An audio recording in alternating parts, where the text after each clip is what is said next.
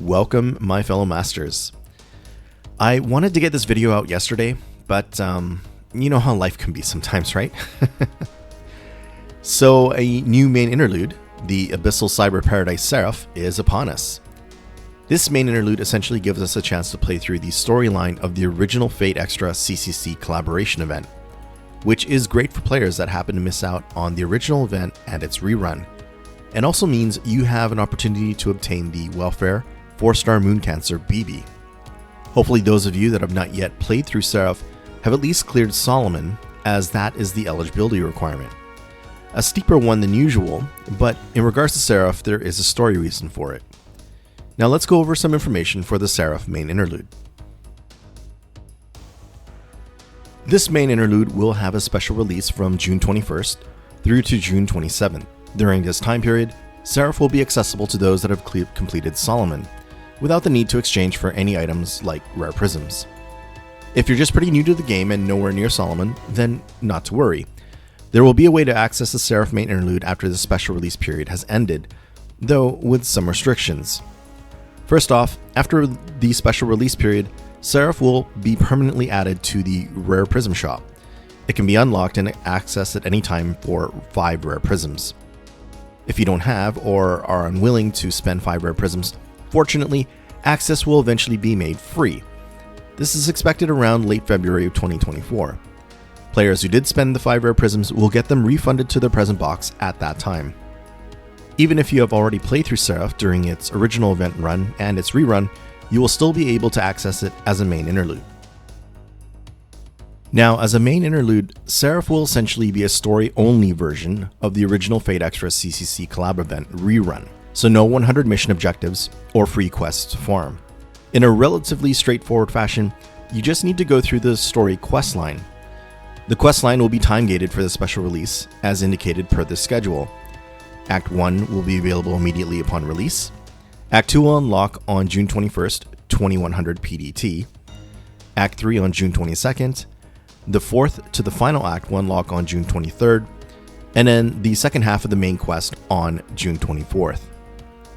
Now, as you progress through each section of the story, there are a couple of things to note. There will be something called KP awarded from clearing most of the story quests, and KP will be important for a particular battle in the Epilogue. More on this in a bit. There will also be certain parts of the story quest line that require a special key in order to unlock. These keys can be obtained from where you would normally go to find the event shop. However, they must be purchased with the use of an event currency, Sakura money. Since there are no free quests to farm for this currency, you will have to purchase the Sakura money with QP. 100,000 QP will buy you 100 Sakura money. In total, you will need 7,700 Sakura money to purchase all the needed keys. 5,000 Sakura money for the main quests, and 2,700 Sakura money for the associated side quests called Wanted Quests, for a total QP cost of 7.7 million. It's a bit of an unfortunate mechanic adapted for this main interlude, but hopefully most won't have a problem with that amount adversely affecting their QP reserves. There is also a mechanic of the BB slot, which will appear at the beginning of most main quest battles. The very mischievous BB will appear and provide either a debuff or a buff to your front line. Now, the BB slot effect is not actually random. If you happen to need to withdraw from a battle and try again, you'll note the BB slot effect was the same as before. Overall, most of the BB slot effects shouldn't pose too much of an issue. There is an exception that I'll note later, but even with a 20% Buster down debuff as an example, I found I was still able to clear those particular quests with Buster Servants without too much difficulty. Clearing all of the main story up to the Epilogue will provide 18 Saint Quartz from various quest completion rewards. In addition, 3 summon tickets can be obtained from the Encore quests post-Epilogue. If this is your first time playing through SERAPH, then 1 Holy Grail will be awarded upon clearing the Epilogue. For those that have played through this story before, then you can expect a crystallized lore instead. Another crystallized lore can also be obtained from clearing the final Encore quest called One Day Let's Meet in the Digital Sea. As previously mentioned, this SERAPH main interlude provides an opportunity to obtain the Welfare 4-star Moon Cancer class BB. This original version of BB has a single target Arts MP, quite suited for those times you find yourself facing an Avenger class enemy, though rare it may be. Fortunately, OG BB is more than just a hard counter to Avengers. She actually provides a good amount of party utility. Starting with her first skill, BB can remove an ally's debuffs and grant them a one-time debuff immunity that lasts for 3 turns, plus heal them between 1 to 3000 HP depending on skill level. BB can also remove an enemy's pesky evade or invincibility that also has a chance to stun them at the same time. Her third skill in its current state is more self-serving, being a buff to a critical damage and star absorption, both lasting for 3 turns. In the future, this skill will get a strengthening, with new effects giving BB a 3-turn arts performance increase, plus a bit more utility with an on-attack activate buff, where the party's MP gauge will be charged by 10% when BB hits the enemy with her extra attack. Even her single target MP provides an additional effect of charging the party's MP gauge by 20%, along with an overcharge effect of reducing the target's debuff resistance for 3 turns. All in all, Welfare BB can be a very useful hybrid support servant, especially for those with a smaller roster that may lack servants with the ability to either remove debuffs or grant debuff immunity, or even remove enemy evade and invincibility buffs. She's not the hardest hitting servant by any means, but her kit definitely makes up for whatever she lacks in damage output. In order to obtain BB, you will have to clear the main story quest of SERAPH. Unlike other welfare servants, she doesn't actually join your party temporarily in the story, but once you clear the second part of the epilogue, BB will join your Chaldea. A quick note for those that already have BB at MP5, obtaining a 6th copy from completing this main interlude will net you 1 rare prism sent to your present box. For her special Ascension item, Ribbons of Reminiscence, they will be provided as the completion reward for the Encore quests that will unlock after clearing the epilogue in the special BB section of the map. However, getting the extra copies of BB to increase her MP level will be a little more difficult, or perhaps costly would be more apt. After the special release period of this main interlude, 4 additional copies of BB will be added to the Rare Prism shop. If you're so inclined, purchasing each copy will require 2 rare prisms. Rather costly, as I mentioned, and it may not be worth it for most players, but BB is a type of servant whose main advantage are outside of her MP damage, so for most, just having her at MP1 will be quite effective when used in a more support type role. Please also keep in mind that BB will gain double experience points from enhancements for the duration of this special release of the SERAPH main interlude. So definitely take advantage of this to level up your newly acquired BB. Other than the main story questline, there are also several side quests. The first I wanted to go over are the ones called Wanted quests. There are 14 of them, and most will unlock as you progress through the main story, but some will even require purchasing gate keys as well. These Wanted quests are basically just mini boss battles against servants with 2 HP bars, and their HP will range between 200,000 and 380,000 per bar. The BB slot will pop up at the beginning of every Wanted quest, and unlike the story quests, these will all be debuffs of some sort, mostly being either a buster, quick, or arts down by 20% that lasts for 10 turns. But there are a couple of other debuff types. The most annoying happens during the start of the Wanted quest Berserker HXA, where you will get hit with 3-turn skill seal. As for rewards, clearing these Wanted quests will mostly yield a monument piece pertaining to the class of the enemy servant. While those monument pieces are nice, the main incentive to complete all of these Wanted quests are the KP they award. Which brings us to discussing KP and what it's used for. By the time you reach the Epilogue quest, you will have accumulated 15,000 KP. Why is this important? Well, 15,000 KP can be used to make the Epilogue Battle much easier. A tab will unlock besides the Sakura Money Gate Key Shop after passing a certain point in the main story. I think it happens just as you reach the Epilogue quest. At first, there will only be one thing available to purchase, the aforementioned option called Melchan's Death Whip, which will make the battle significantly less difficult. Using this option is the difference between fighting a boss with 4 HP bars and a total HP pool of 2.8 million, compared to 3 HP bars and a combined HP pool of over just 1 million. After picking Melchan's Death Whip, additional options will open up for varying amounts of KP.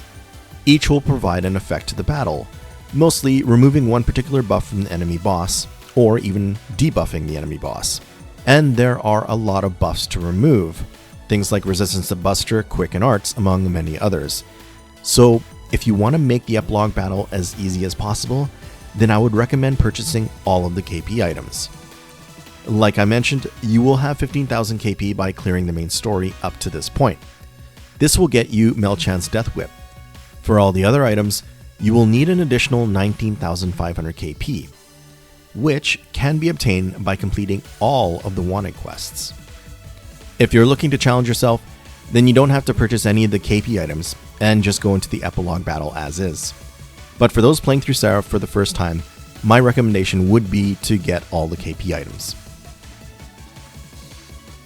There is also another set of side quests that are independent from the main story, the Detour Quests. 10 in total, they are a series of mini-boss battles that are more difficult than the wanted quests. Though, the good news is that no BB slot effects will take place at the start of the Detour Quests.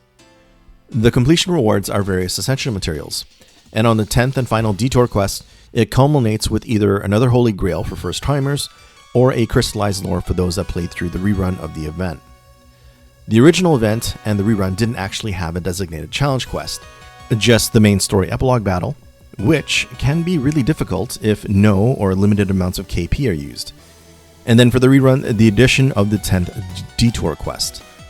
So I suppose this final Detour Quest could be considered a challenge quest of sorts for this main interlude. It's against a 2 million HP King Protea with some interesting gimmicks. She gets a permanent buff that increases her max HP by 500,000 at the start of every turn. So if she isn't defeated in the first or second turn, then King Protea's HP will quickly get out of control. But there are certain turns where her max HP buffs will deactivate and her HP will return back to the default 2 million. This happens at the end of turn 21, and again every 6 turns thereafter. In addition, King Protea will also gain a damage resist debuff when her max HP deactivates. This is a really powerful debuff that reduces her damage resistance by 300%, plus decreases her Buster, Quick, Arts, Resist, and Defense by 100% each. This debuff will stack each time her max HP resets. So one approach is to use supports to buff your main attacker on turn 1, switch that main attacker to the back line for one that can stall, and then effectively just survive until turn 22. Bring your main attacker back, put another round of buffs on them, and NP King Protea when she has that massive damage resist debuff, hopefully inflicting 2 million HP damage in the process to end the battle. During the rerun, I did this with Jean Alter as my DPS, and then Merlin Waver and Ruler Jean as my stall team. Please note, King Protea will also debuff your front line at various points in the battle. At the start, your party will get an unremovable decrease to HP recovery. Turn 7, the HP recovery decrease will be removed, and then your party will be inflicted with a 50% defense down, also unremovable. At turn 14, the defense down is removed, and then your front line is hit with a 50% decrease to NP gain. The most dangerous point in the battle when stalling is during the defense down phase. Since at least one of your stall team will most likely be a caster, probably Merlin, with King Protea's semi-effectiveness against cavalry classes, it can be very easy for things to go south during this phase. I'll have a link in the description to my battle with King Protea from the event rerun, in case some are interested to get a feel for how the battle goes. It's actually one of my earliest videos, so please bear with it. With no event shop or mission ladder, the overall rewards of materials is more of a modest amount. But that said, from the quest clear rewards and such, you can expect to obtain the materials indicated here, with the most notable of the bunch being the 49 Void Dust. There are also 3 Fool's Chains, 5 Poison Needles, 3 Spinal Fluid, 3 Stakes, 3 Lanterns, 5 Jewels, 3 Eternal Gear, 3 Aurora Steel, 3 Chaos Claws, 6 Foreign God Hearts, 1 Black Beast Grease, 3 Lamps, 5 Scarabs, and 1 Divine Wine.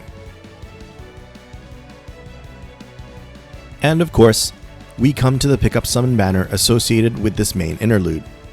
This should be the final obstacle of temptation before the 5th anniversary, and features 2 limited SSRs on Raid Up.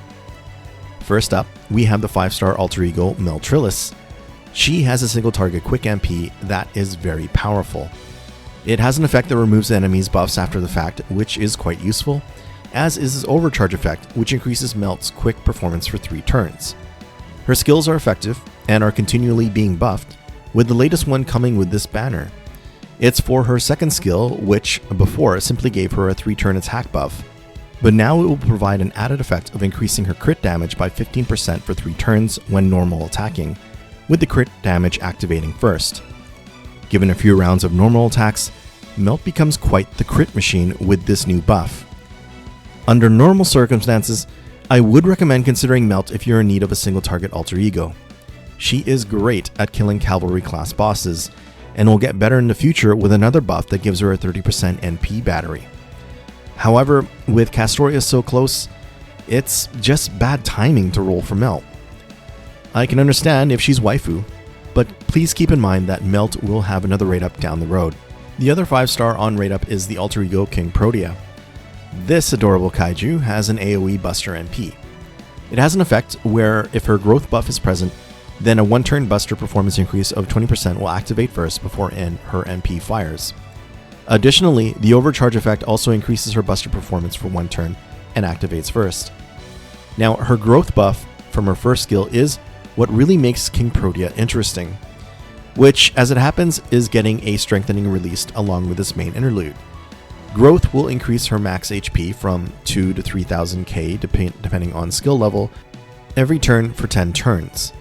And with the strengthening, growth now tops out at 4000k per stack, and it also provides an NP damage resistance of 8% every turn up to a max of 10 stacks. So if you ever wanted a servant that has HP like an enemy NPC, then King Protea is the closest thing, and she can now tank enemy NPs. Well, to a degree. But like Melt, the timing of this banner is unfortunate. I would have said to consider rolling for King Protea for her relatively unique gameplay if you happen to need an AoE alter ego. However, Kiara and Ashidomon have the advantage of coming in after Castoria if you wanted to add an AoE alter ego to your Chaldea. Plus, King Protea will have another banner in the future. There are also 2 SR servants featured on this banner, the limited 4-star alter ego Passionlip. Like King Protea, Passionlip has an AoE Buster MP. That is fairly standard with no additional effects, other than the party-wide heal the overcharge provides. She has a number of defense increases, a damage cut, and a 1-turn taunt. So along with the healing her NP provides, Passionlip is made out to be fairly tanky, though she also has an attack buff and ignore invincibility, both lasting for 3 turns. All in all, Passionlip can adequately fill the role of an AoE alter ego, while being durable against regular attacks and providing some utility with her taunt and party heal from her NP. But Castoria is just around the corner, and Passionlip will have another rate up in the future, so unless she's a waifu you must roll for, best to hold off for the time being. And to round things out for this banner is the second SR, the 4-star Saber class Suzuka Gozen, who is permanent to the general summoning pool. Suzuka also happens to be getting a strengthening with this main interlude as well, and it's a buff to her MP, increasing its overall damage, and also adding a 3-turn effect that increases her NP gen rate by 20%. With this NP upgrade, Suzuka ends up as one of the stronger AoE sabers among 4-stars. She can also ignore evasion for 3 turns, and has some utility against male enemies, being able to charm them and debuff their attacks. However, if you are rolling on this banner, then it should be for one of the others who are all limited. Suzuka being permanent means there is a chance to summon her on nearly any given banner. So, all things considered, try to remain strong. Keep your SQ safe from this banner. It's not too much longer until the 5th anniversary. Well, that covers what I wanted to go over for this SERAPH main interlude. This ended up being a bit more detailed compared to how I handled the Christmas in the Underworld main interlude, but SERAPH is not quite as straightforward as just playing through the story quest with the need of Sakura money and KP. As always, it's my hope that this was helpful to newer players, and perhaps also served as a bit of a refresher for more seasoned ones. Please hit that like button if this was the case, or if you just enjoyed the video in general. And please leave a comment if this final obstacle of a banner will pose no challenge to your willpower, or if the draw of the Sakura faces on rate up is just too much of a temptation for you. Personally, I had originally planned to roll for Passionlip, since she eluded me the last time. but I have since decided to wait until her next banner to save up Walla Kun's strength for the 5th anniversary. Thank you for watching, and please enjoy playing through SERAPH.